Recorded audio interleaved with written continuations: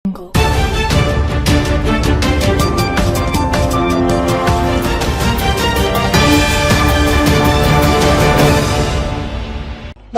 நான் உங்க கல்பனா ராகவேந்தர். என்ன பத்தியும் என்னுடைய கணவரை பத்தியும் நியூஸ்லயும் மீடியாலையும் ஒரு தவறான வதந்தி பரப்பிக்கிட்டு இருக்கிறதுனால அதை பத்தி ஒரு கிளாரிட்டி கொடுக்கறதுக்காகத்தான் நான் இந்த வீடியோ பண்றேன். பிரபல பின்னணி பாடகி கல்பனா ராகவேந்தர் கடந்த சில நாட்களுக்கு முன்பு ஹைதராபாத்தில் தனது இல்லத்தில் அதிகமான தூக்க மாத்திரையை சாப்பிட்டு சுய நினைவின்றி கிடந்தார். அவரை மீட்ட போலீசார் மருத்துவமனையில் அனுமதித்தனர். அங்கு அவருக்கு சிகிச்சை அளிக்கப்பட்டது. பாடகி கல்பனாவுக்கும் அவரது கணவருக்கும் இருந்த பிரச்சினை காரணமாக அவர் இந்த விபரீத முடிவை எடுத்ததாக இணையத்தில் செய்திகள் வெளியானது. இதுகுறித்து பாடகி கல்பனா தற்போது சிகிச்சையிலிருந்து நலமுடன் மீண்டு வந்து விளக்கமளித்து வீடியோ ஒன்றை வெளியிட்டுள்ளார். அதில் தான் மன அழுத்தம் காரணமாகவே மாத்திரைகளை சாப்பிட்டேன் என்றும் இணையத்தில் உலா வரும் வதந்திகளை நம்ப வேண்டாம் என்றும் கூறியிருக்கிறார். முதல்ல இந்த வயசுல நான் PhD, LLB இன்னும் நிறைய விஷயங்கள் படிச்சுக்கிட்டு இருக்கேன். பிளஸ் என்னுடைய மியூசிக் கரியர் மீதும் ரொம்ப நான் இன்டென்சிவா போக்கஸ் பண்ணிக்கிட்டு இருக்கேன். இதுல ரொம்ப ஸ்ட்ரெஸ் லெவல்ஸ் ஜாஸ்தியானதுனால எனக்கு பல வருஷமாவே சரியான தூக்கம் எனக்கு இல்ல. அந்த தூங்க முடியாத பிரச்சனைனால டாக்டர் கிட்ட ட்ரீட்மெண்ட் எடுத்துக்கிட்டப்போ இன்சோம்னியா இஷ்யூஸ் இருக்கு அப்படின்னு சொல்லி எனக்கு மெடிசன் பிரிஸ்கிரைப் பண்ணியிருந்தாங்க.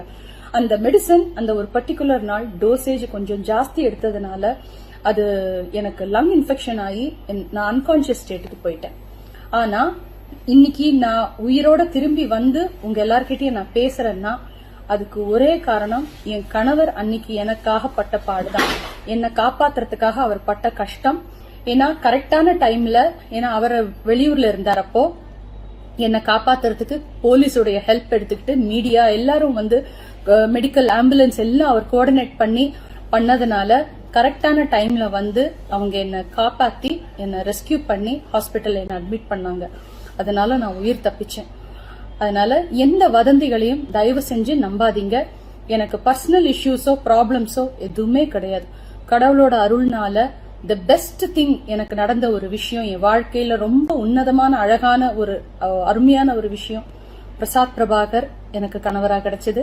அது மாத்திரம் இல்லாம இவ்வளோ ஒரு அழகான ரெஸ்பான்சிபிளான இவ்வளோ அன்பு இருக்கிற ஒரு குழந்தை தயா பிரசாத் என் மகளா கிடைச்சது.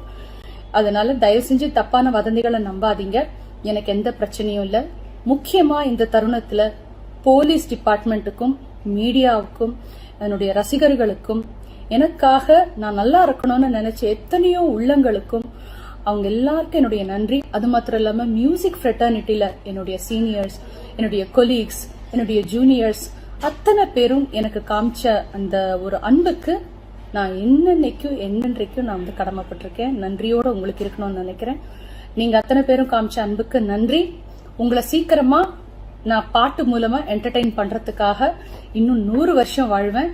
உங்களை பாக்குறதுக்காக சீக்கிரம் நிகழ்ச்சிக்காக தயார் பண்ணிக்கிட்டே இருக்கேன். I'll be back soon with absolute normalcy. Thank you so much. Love you all.